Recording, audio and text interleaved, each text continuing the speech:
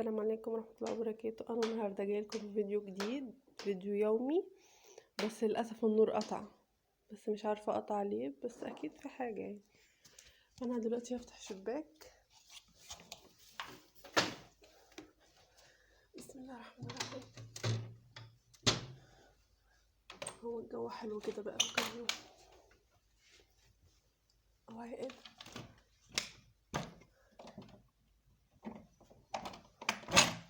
بسم الله. لا الجو مش حلو خالص.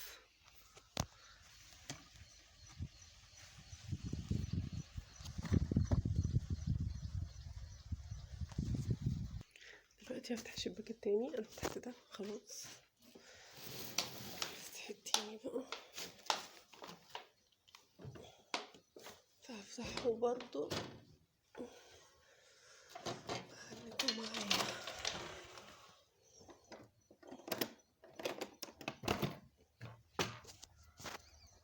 الجو حلو هنا احسن من الشباك التاني.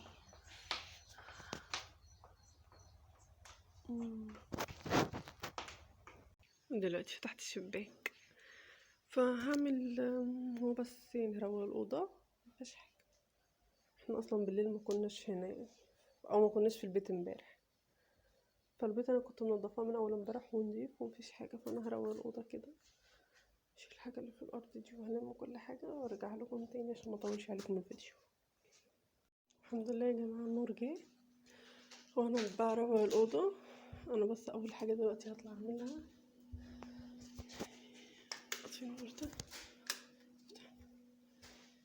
يعني افتح التلفزيون. دي اول حاجة بعملها، بس عشان ما كانش فيه نور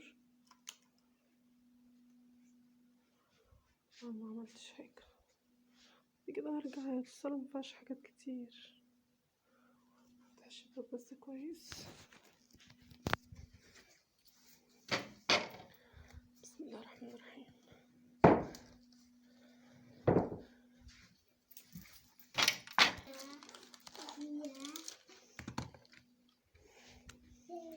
بفضل ادور على صلة البقرة، لقيتها بسيبها، ما لقيتهاش خلاص بشغل اي قناة.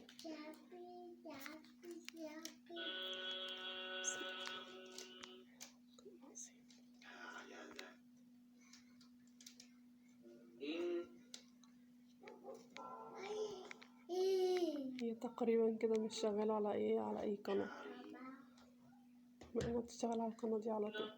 صدق الله العظيم. لا شغالة الحمد لله. يغفر لمن يشاء ويعذب من يشاء. الأدم بدأ يخرب اهو، اسيبه هو هنا عبال ما اخلص جوه. انا اول حاجة دلوقتي هقفل بس اغير الادم الاول عشان اطلعه وبعد كده اكمل. غيرت الادم وطلعته، قلت العيال معايا عمتهم كده عشان هم هنا. بصوا بتاع ده لزق، انا مش عارفه اسمه ايه، بس هو كنت جايبه له الرخامه وعجبني وكده.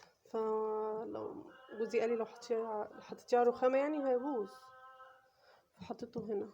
بس بيتشال ما بيعملش اي حاجه، شكله حلو قوي ومديلها منظر كده.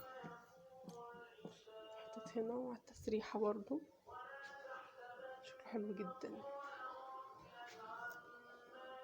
كنت عايزه احط هنا بس بتاع ما كانتش هتكفي.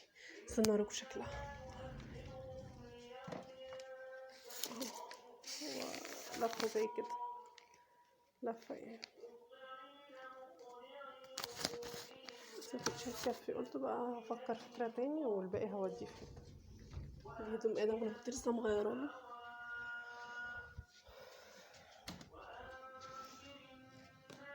كريمات ده الدرج بتاعه طبعا.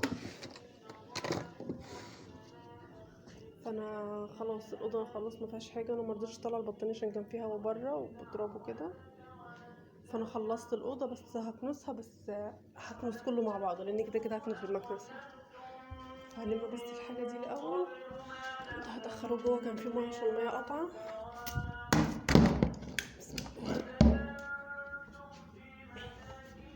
بحطه هنا.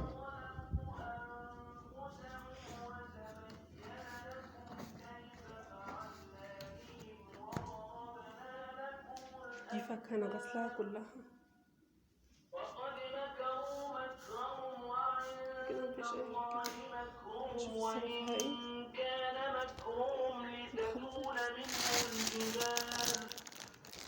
طبعا هخلص هنا دلوقتي لحد ما اشوف له مكان. انا هنفض الانتريه، هو نضيف بس هنفضه لو عليه اي تراب واي حاجه، وبرضه هظبطه تاني وارجع لكم. انا دلوقتي خلاص لميت، نفضت الانتريه وظبطته. ما بقيش، بس انا كنت لسه مسحه طبعا، فمسحتنيش من اي تراب عليه وكده، فبقينا نكنس. وبرضه لميت الحاجه اللي في الصاله دي وهكنسها بالمره. يعني انا لميت عشان اعمل اوضه النوم، برضه مخليش فيها اي حاجه. مسحت الموبيليا كلها عشان عندي بتطرب بسرعه من دور ارضي وكده، فاساسي كل يوم بمسحها، مش يعني وقت. باقي برضو الارض وهمسح بس الحتت السيراميك اللي باينه دي، طبعا عشان انتوا عارفين يعني الايام اللي احنا فيها، وانا كده كده بعمل كده، بس برضو ايه، برضو عشان اللي احنا فيه. فانا هكنس بعد كده بخش المطبخ وارجع لكم تاني. انا لميت المشايات كلها حطيتها على الغساله. بصوا يا جماعه، انا خلصت ومسحت مسحت الارض وكنست، ومفيش اي حاجه في الاوضه خالص الحمد لله. كله هو في غسيل بس، فهحطه دلوقتي شويه كده بس هوريكم. كنست برضو الاوضه دي الصاله دي قصدي ومسحتها، والاوضه دي كنستها برضو ومسحتها ومفيهاش اي حاجه. هو الفلاش مش شغال ليه؟ والاوضه دي برضو، الاوضتين دول محدش بيخشهم خالص، بس برضو كنستهم ومسحتهم. الارض بتلمع ازاي ومفيش اي حاجه خالص. والصاله برضو فرشت، انا كنت شايله الحاجات دي فرشتها. الصاله خلصت،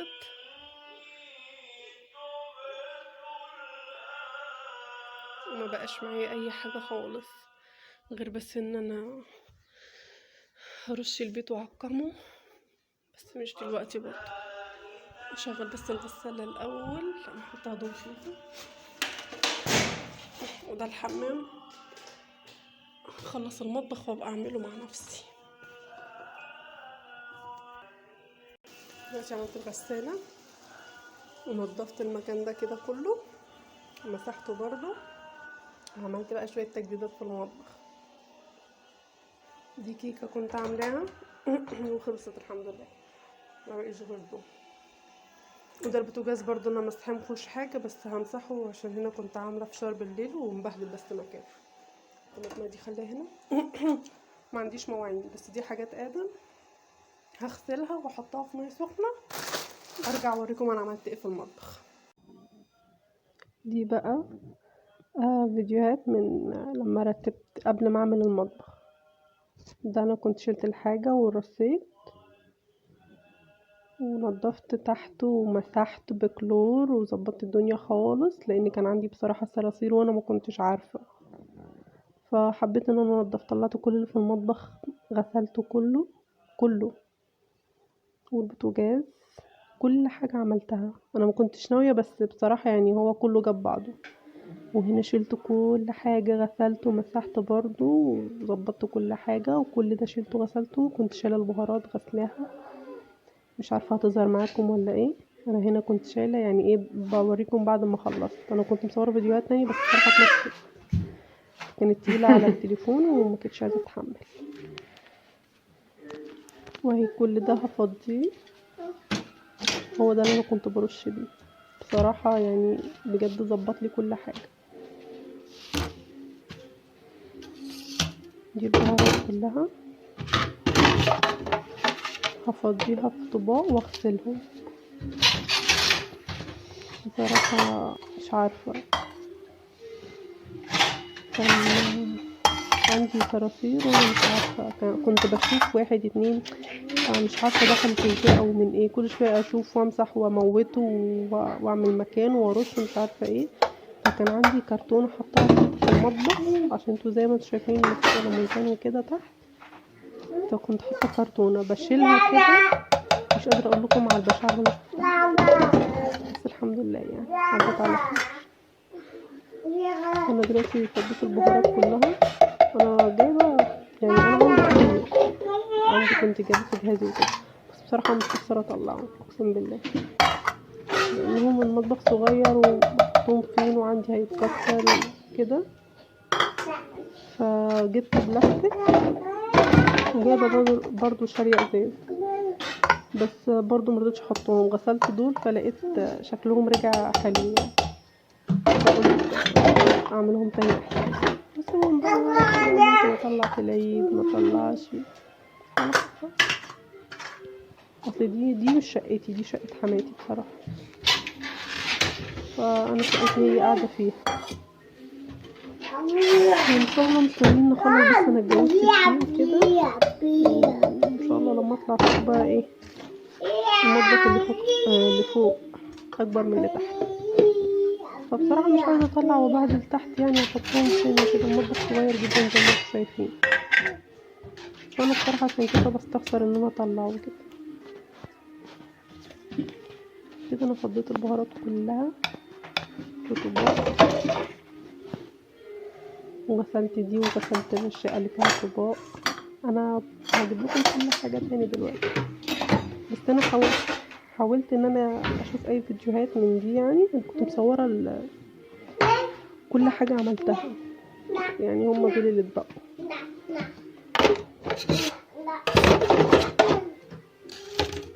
السكرية وكل حاجة. الكلام ده والله العظيم كان تقريبا الساعة 1:02 بالليل، بعد ما نيمت آدم وجوزي ناموا، رحت قمت بقى عملت كده. كنت اعمل ده كله، بس بصراحة تشجيع ده جد عملت كل حاجة.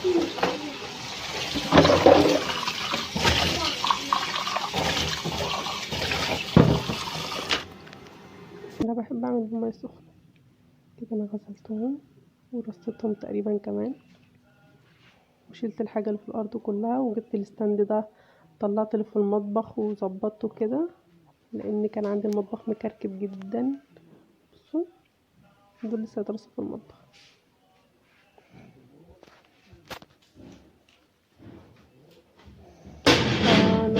انا لخبطت الفيديوهات، الفيديو ده كان قبل التاني، لا كان بعد التاني، معلش. لا ما لخبطتش ولا حاجه، ماشيه صح. غسلت الحلل، دلوقتي لميت كل اللي على الرخامه الحاجة وبقت اللي كانت نضيفه اهي عندي، الحمد لله. حطيت حاجات كده في مية سخنة كلها غسلتها كويس جدا، ومليت الازايز. عايزه اعرفكم بقى ان انا شلت ده كله وغسلته، كل ده شلته وغسلته، والسيراميك والبوتاجاز كان هنا طبعا لغيلي الضرفه دي، فشلت كل اللي فيها ورصيته، رصيت كل حاجه، الخلاط التاني وشويه حاجات كده يعني مش بمسكها كتير، يعني بلاستيكات وكده. انا اصلا يعني مش مطلعه حاجتي كلها عشان المطبخ صغير، وعملت ده، رصيت كل حاجه فيه برضو. ودي فيها بهارات،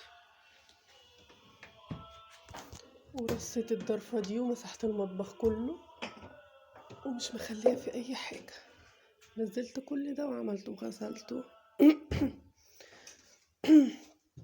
ودي كمان برضو رصيت كل حاجه اللي فيها وغسلتها. انا كل ده والله كنت مصوره، وفوق برضو رصيت، بس فرشت حتت من دي، حتى هنا فوق القهوة واللبن واللبن البودر وحاجات الشاي والحاجات دي، والتونة فوق اهي وشاي اخضر، وهنا حاطه البهارات.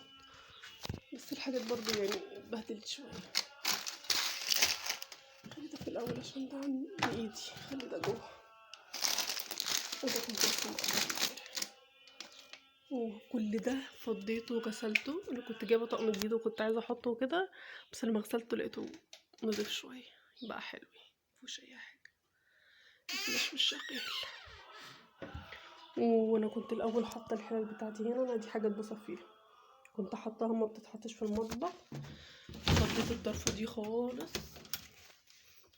فضيت الضرفه دي خالص، ما خليتش فيها برضو غير حاجات خفيفه. انا بس الحاجات بتاعت السمنه دي بسيبها اسلق فيها بيض وكده. وغسلت السيراميك ده، وكنت هنا فرشه كرتونه كانت عامله لي صراصير بصراحه، وكانت مبهدله الدنيا. رشيت ومسحت، وبعد كده عملت كلور، وما خليتش اي حاجه. انا مطبخي صغير جدا هو ده بس، مش اي حاجه تاني. رحت جايبه الستاند ده، حطيت الخلاط اللي انا بستعمله هنا والكتل.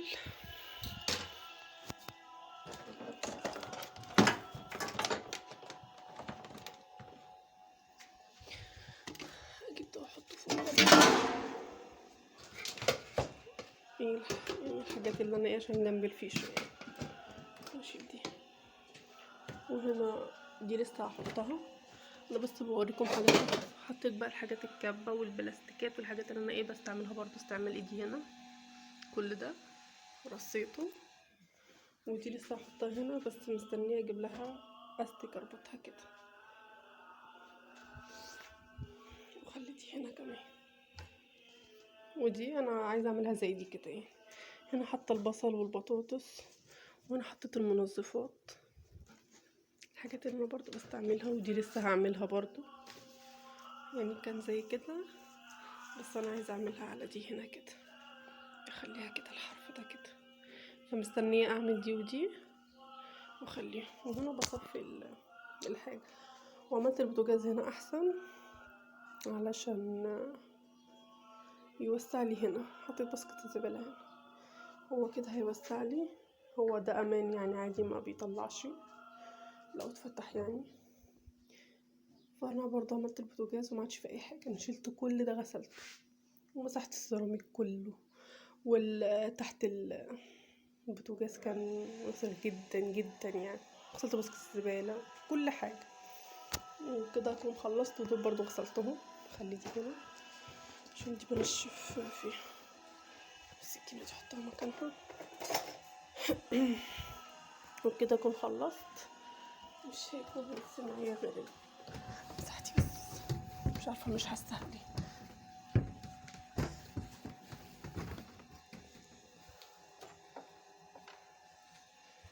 كده اكون خلصت، مفيش اي حاجه. بصراحه كنت عامله فيديو كان طويل جدا، بس يعني الحمد لله مفيش اي حاجه. هو كده المطبخ ضيق عليا من هنا يعني، ما عادش فيه وسع زي الاول.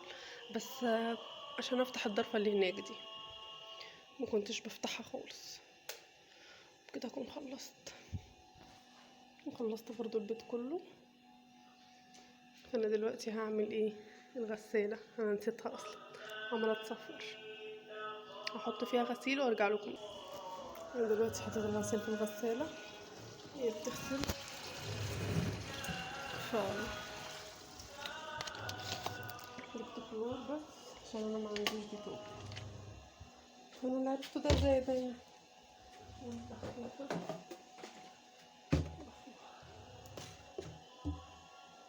هو في هنا بس ديتول، في ديتول وكلور، فهم قالوا انه ده بيعمل تسمم. فانا هعمل ايه؟ هفضيه اظبط بس التليفون.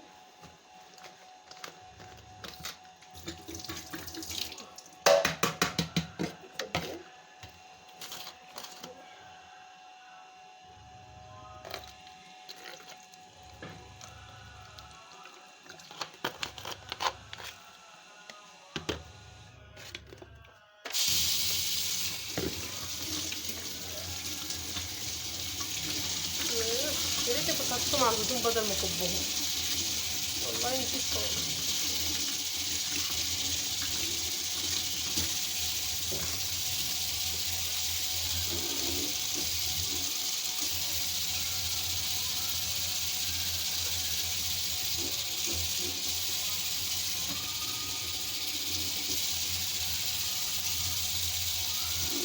مية سخنة بس،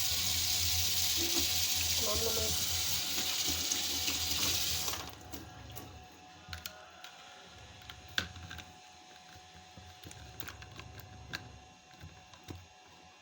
اثبتي بقى.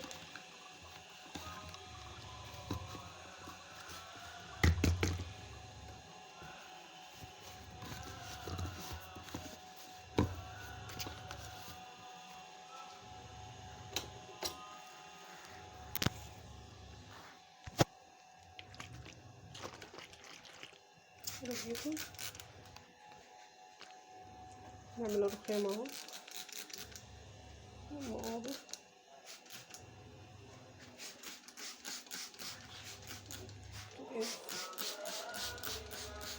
دول لما يتصفوا عشان والارض انا لسه ماسحه، انا مسحته كنستي هنا برضو. وايه تاني نخش بقى نعمل هنا.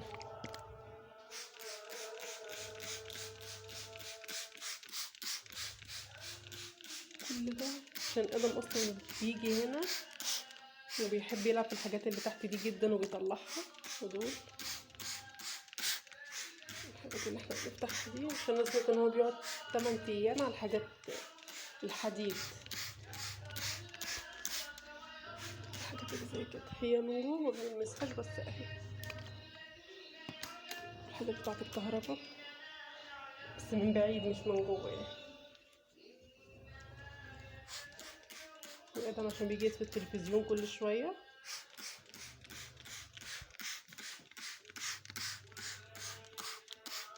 ودول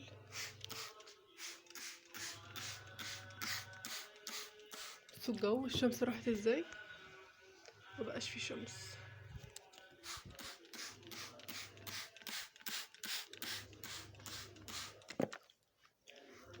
انا ما عملتش على المقابض دي.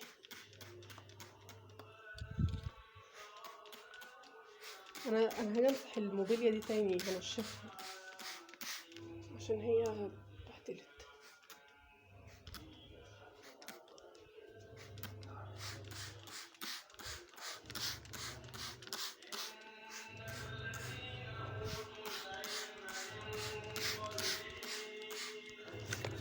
اريح ايدي شويه دي.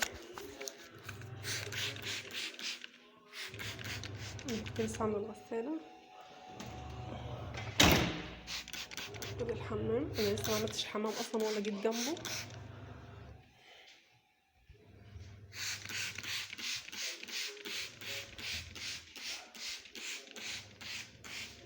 سافر نحط في الغسيل.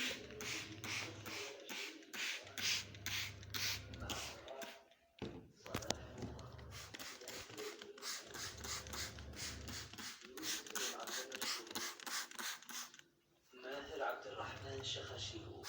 والآن مع تلاوة عطرة لإلقاء الشيخ صلاح بوخاري. أعوذ بالله من الشيطان الرجيم.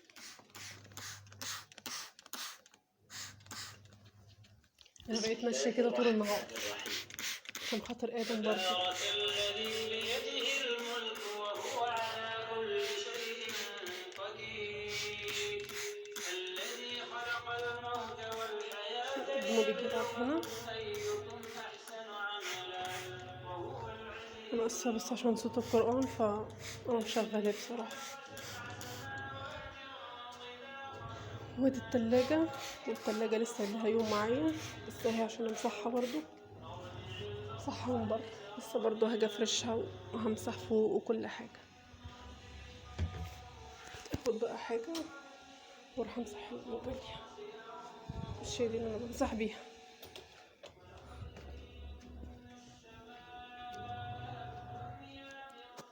فكده برضو اكون خلصت معاكم. هشوف هعمل ايه تاني. انا النهارده هقضي اليوم معاكم كله ان شاء الله. فهعمل يعني همسح واشوف هعمل ايه تاني وارجع لكم. دلوقتي مسحت الموبيليا تاني عشان رشيته كده عشان متعملش علامه. وهعمل ايه هطلع اشوف ادم عشان هو بقاله ايه شويه يعني بقاله بتاع ساعه كده. قل أرأيتم إن أهلكني الله ومن معي أو رحمنا فمن يجير الكافرين. ماي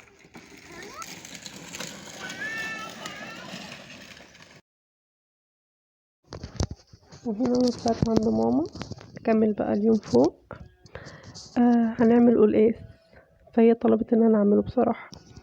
فانا حطيت السلق وخرطت القلقاس وغسلته كويس جدا جدا جدا وحطيته في ميه سخنه عبال ما السلق يتعمل. هو السلق خلاص تقريبا يعني بس انا ما صورتش يعني اول ما طلعته كده. انا طلعت قعدت فتره طويله واكلنا انا وادم وبعد كده قمت بقى عملت القلقاس، فخرجته وغسلته وسبته، وجبت السلق اهو هصفيه.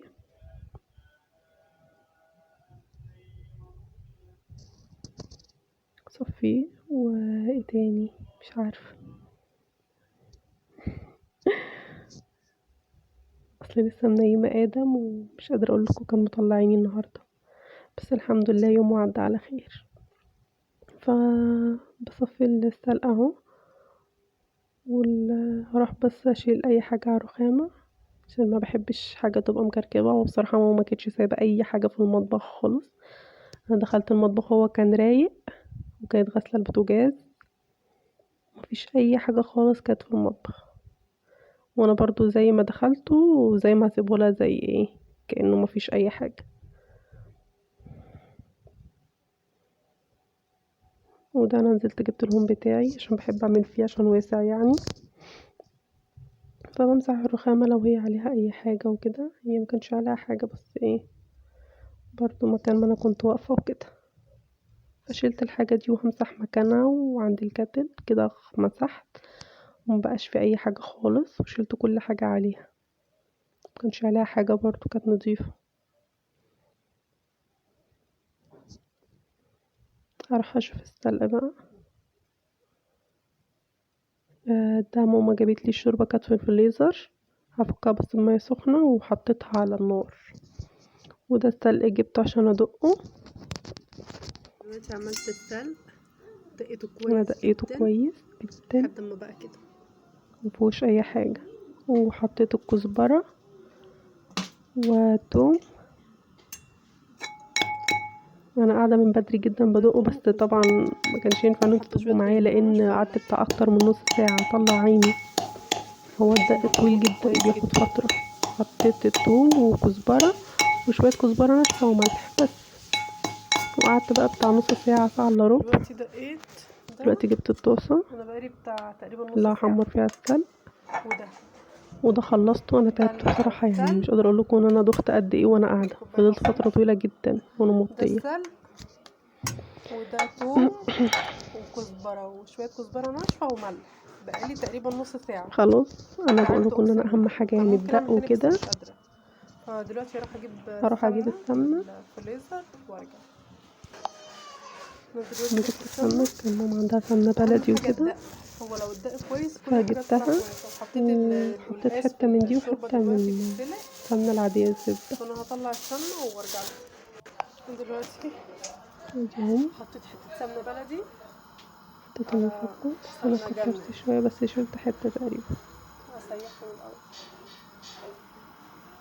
بس هي الحمد السمنه لله دي طلع لسه جايبينها جميل. فمش مسيحينها، انا كنت خايفه يطلع في حاجه وكده. مسيحناهاش خالص يعني. يا ماما كان عندها شوربه لحمه فاحنا عملنا عليها، كنا امبارح كان الجمعه يعني وكده، وكنا عاملين اكل، فكان متبقي شوربه وحطيناها بس كانت في الفريزر.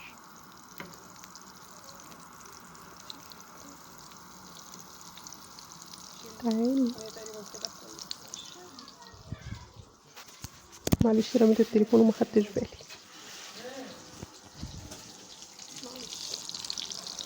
انا هسيب السمنه تسيح خالص تفك،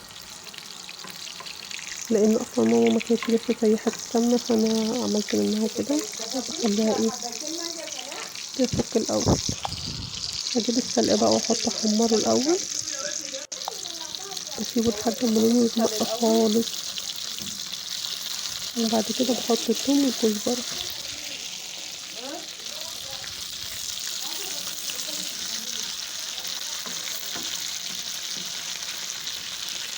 بصراحة عملته وكان عندي غسيل، جبته وصبته وفضلت قاعدة شوية ونزلت عشان ما كنتش قادرة مش عارفة، وأدم ما كانش ساكت كان عاوز ينام فما كملتش لحد الآخر يعني. هو استوى وكده ونشفت الهدوم ونزلت على طول.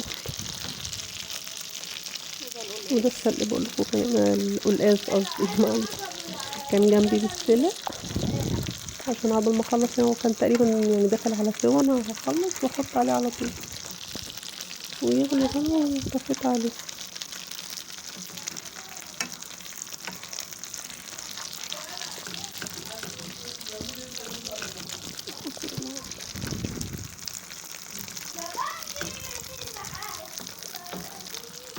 اول ما لونه بيغمق كده بحط الكزبرة دخل العيال والثوم. عشان اخوك يزق الولد يتعور ودخلوا الولد وقفلوا الباب.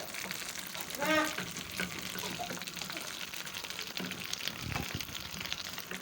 مش عايزاك كيس يا سناء؟ كيس بتاع ده مانجا. المانجا كتير على الفريزر الاول بتاع مش مطبقات. انتوا اللي حوشتوا لكم للزمن؟ اعمل ايه طيب؟ انت مش عايزه؟ هاخد. طيب ما تاخدي بقى عشان خاطر تشوف المقاس هيتهري. اليوم النهارده مش عارفة، ما شفتوش والكلمه دي كتيره حسيت ان انا عملت فيه حاجات كتير اوي اول مرة، والله العظيم. عشان انا يمكن ما بصحاش بدري وصحيت بدري مش عارفة، ودلوقتي قاعدة فاضية كمان، يعني كمان قعدت. انا كل ما بعمل فيديو يعني بعمله النهاردة ما بلحقش ان انا امنتجه وكده، فبسيبه يوم اتنين لحد ما افضل كده. بقول لكم ان هي غمقت وحطيت التومة والكزبرة. فأول مرة اعمل فيديو في نفس اليوم وانزله النهاردة ان شاء الله. بس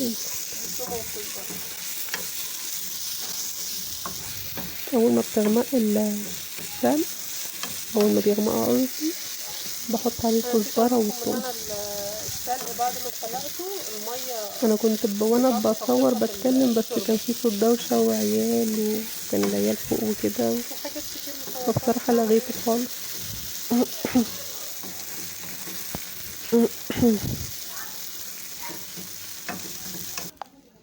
هي كده خلاص خلصت، حطيت وحطيته كمان اهو. زي ما انتوا شايفين، فلسه ايه شويه يعني، خليه بقى مع نفسه. وطفيت عليه وكده هنشر. كان تقريبا كده الساعة 4:30.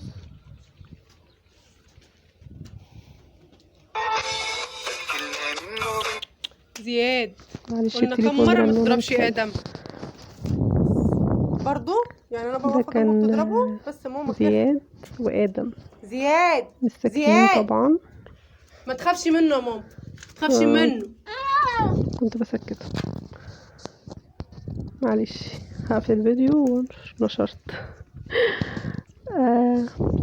خلصت. كان الجو جميل جدا وهوا وطراوة، يا رب يفضل كده بقى وما عادش فيه سقعة تاني. وكده اكون خلصت الفيديو. انا بس هطلع اقعد معاهم شوية وخلاص كده، وانا نزلت دلوقتي ونيمت ادم كمان، وبكده اكون خلصت الفيديو. والسلام عليكم ورحمة الله وبركاته، واشوفكم في فيديو جديد. باي.